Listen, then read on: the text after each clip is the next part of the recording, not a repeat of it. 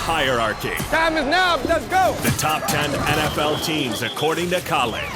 Number 10. A bubble team, I'm going to put Buffalo in because they're tied for the second fewest touchdown passes allowed. They're hard to score on, and they have a real pass rush.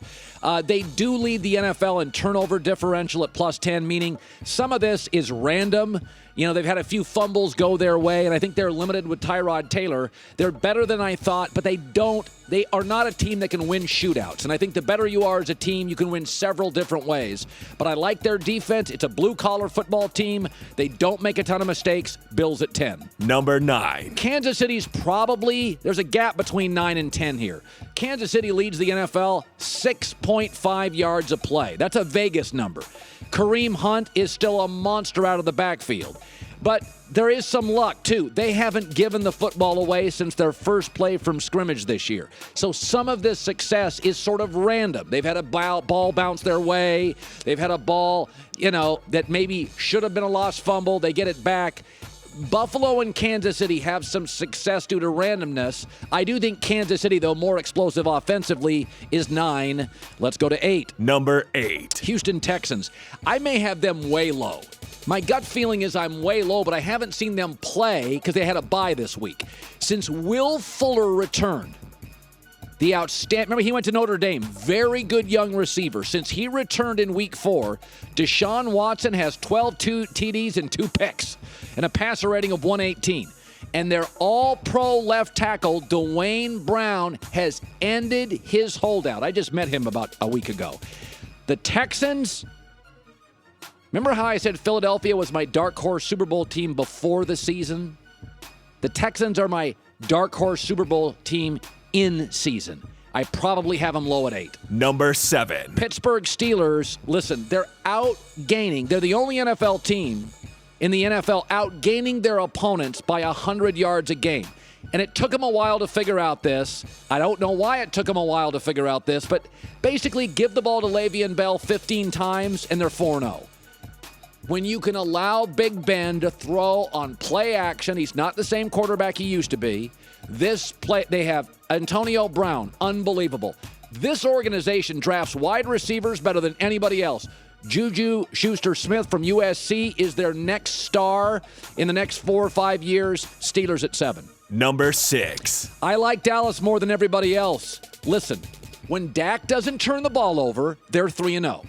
But what really impresses me with Dallas is DeMarcus Lawrence and David Irving and eventually Taco Charlton and Jalen Smith. They have a real pass rush. Do you know the Cowboys are the only team in the National Football League pressuring opposing quarterbacks 14 times a game?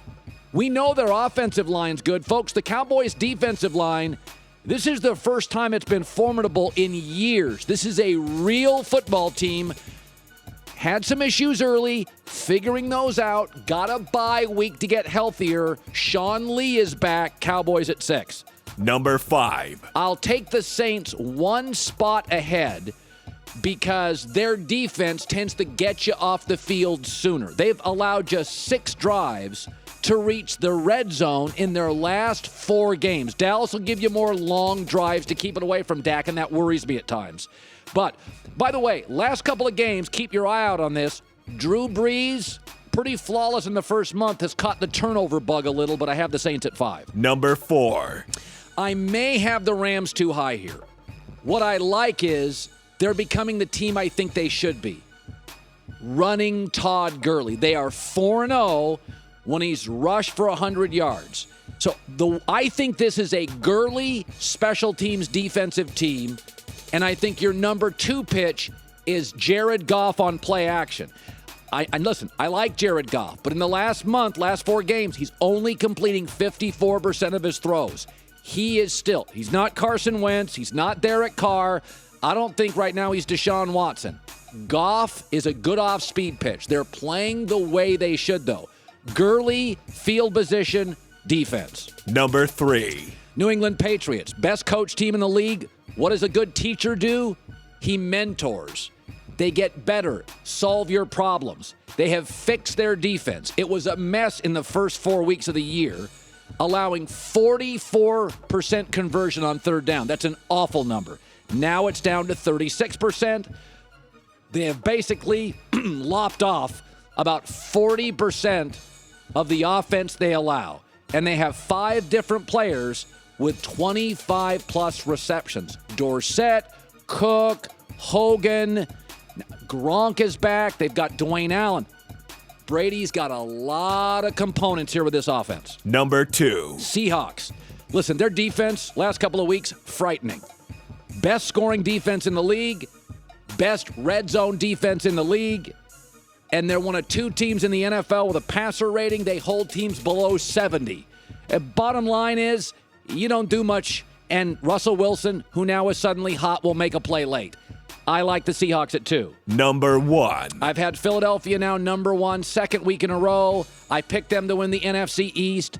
I think the combination of offensive and defensive line plays the best in football. I do worry about losing Jason Peters. Time of possession, number 2 in the league. They rank top 5 in rushing offense, rushing defense. They do everything at least pretty well. No huge holes in this team. But again, Jason Peters is out. They may suddenly be very vulnerable. Okay, so we got all sorts of things to talk about.